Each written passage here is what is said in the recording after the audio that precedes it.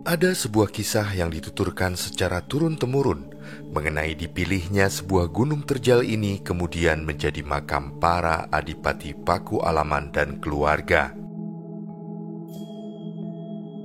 Konon, sejarah makam khusus ini bermula dari seorang keturunan Tionghoa yang sedang mencari tempat pemakaman bagi keluarganya.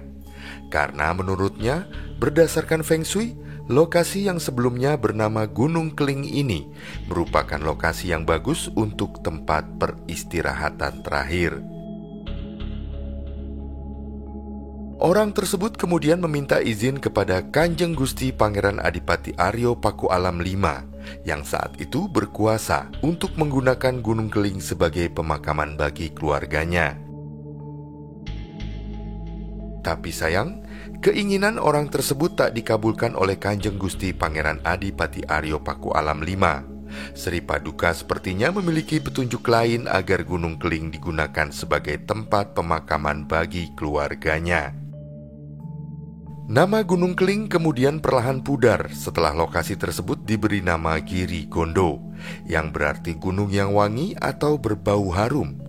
Entah apakah memang dari gunung ini tercium aroma wangi, atau memang dimaksudkan agar yang dimakamkan di lokasi ini meninggalkan jejak dan nama yang harum. Kemudian Giri Gondo atau Gunung Keling dipilih sebagai komplek makam keluarga Kadipaten Paku Alaman. Prakarsa itu berawal ketika melihat kondisi makam Raja-Raja Hasturenggo di Kota Gede Yogyakarta yang kondisinya telah penuh.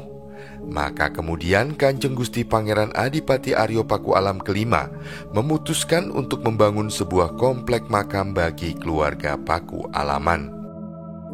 Sri Paku Alam kelima menjadi adipati pertama yang dimakamkan di komplek Astana Giri Gondo ini. Gunung Keling merupakan sebuah bukit dengan kemiringan yang cukup curam ketika pembangunan makam dimulai.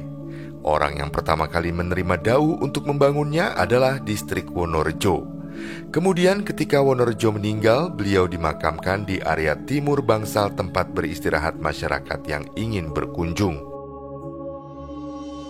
Kemudian kabarnya di sekitar tahun 1930-an, jalan berupa undak-undakan dibangun untuk mempermudah tiba di area makam utama yang berada di puncak bukit. Sedangkan Masjid Pakualaman yang berada tak jauh dari gerbang utama dibangun di sekitar tahun 1920-an.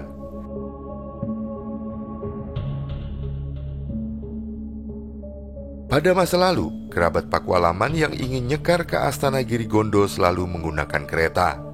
Hal tersebut karena jarak yang cukup jauh antara Astana Giri Gondo dengan Yogyakarta, yaitu sekitar 45 km.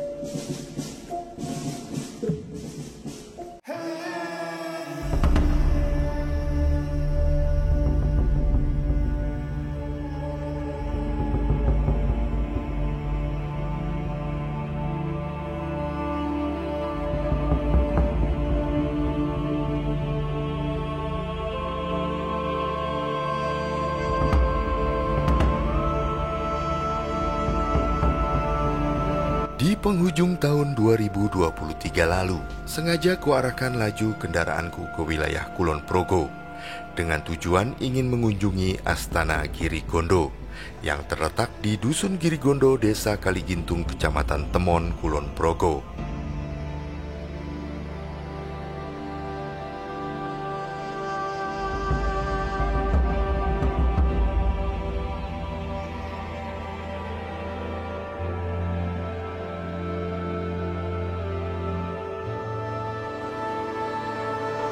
Dan ini adalah kali pertama aku mengunjunginya.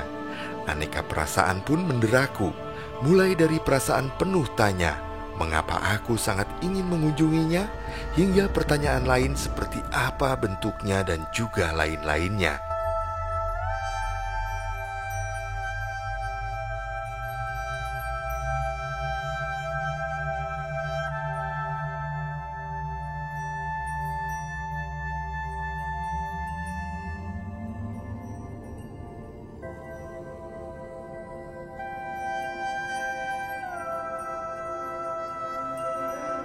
melintasi jalan menuju ke arah Bandara Kulon Progo yang kondisinya saat ini jauh berbeda dari beberapa tahun lalu.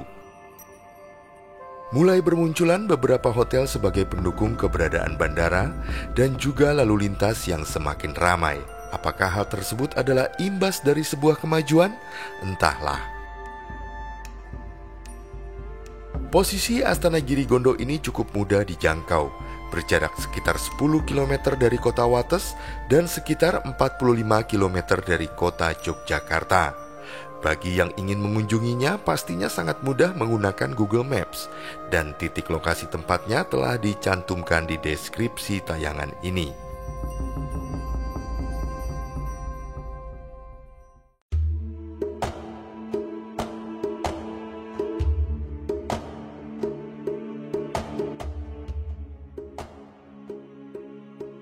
Sekitar 45 menit berkendara tibalah aku di bagian depan dari Astana Girigondo. Terlihat bangunan gapura yang cukup tua dan hamparan anak tangga yang cukup banyak untuk bisa mencapai ke area puncak Astana Girigondo.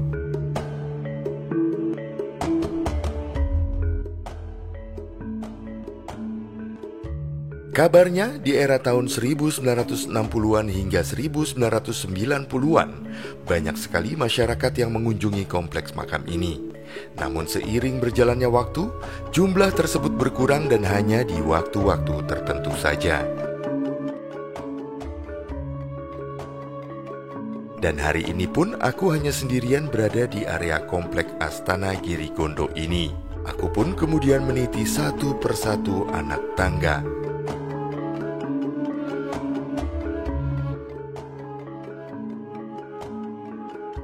Sayup-sayup terdengar deburan ombak yang sangat menenangkan diiringi tiupan angin yang sejuk.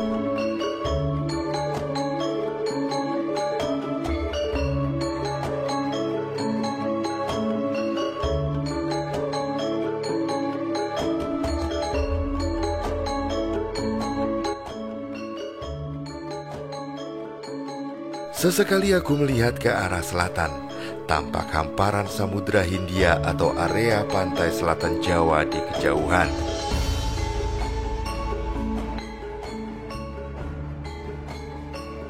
Di sebelah baratnya terlihat pula area Bandara Internasional Yogyakarta. Rasanya sangat tepat memang tempat ini dipilih sebagai sebuah peristirahatan terakhir. Beberapa saat menaiki anak tangga, aku pun tiba di area utama komplek Astana Girigondo. Terlihat beberapa undakan yang terdapat bangunan-bangunan. Di antaranya juga terdapat beberapa makam lainnya.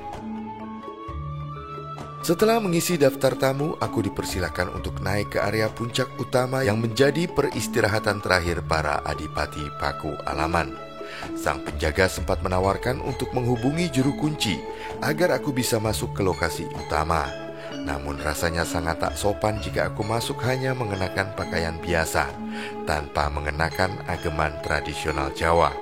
Meskipun diperbolehkan, namun rasanya aku tetap tak layak menghadap tanpa mengenakan ageman tradisional Jawa. Aku kemudian meminta izin untuk melakukan sowan dari bagian luar saja, dan sang penjaga pun mengizinkannya.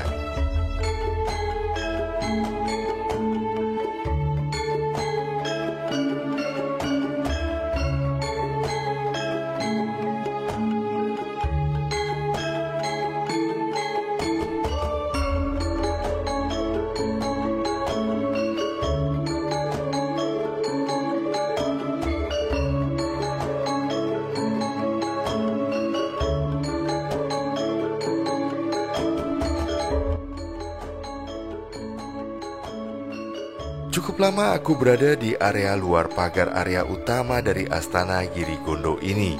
Di bagian dalam terlihat pusara para adipati dengan warna cungkup keemasan yang sangat mencolok. Semilir angin menemaniku dan suara deburan ombak terdengar lebih keras di area ini. Mungkin karena letak dari ketinggiannya.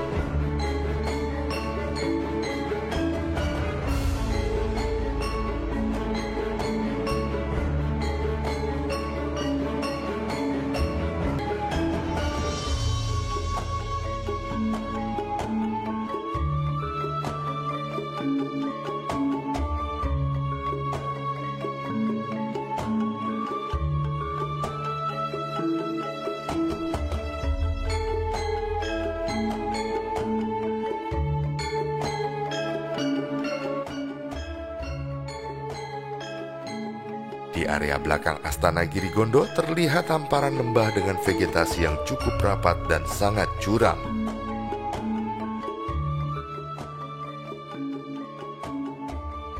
Aku kemudian mencari lokasi yang paling tepat untuk sejenak berdiam diri.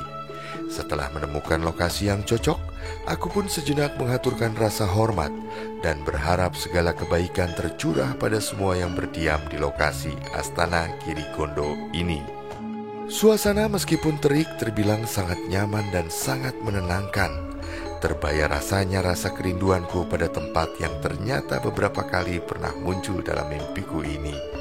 Aku pun kemudian pamit undur diri pada sang penjaga.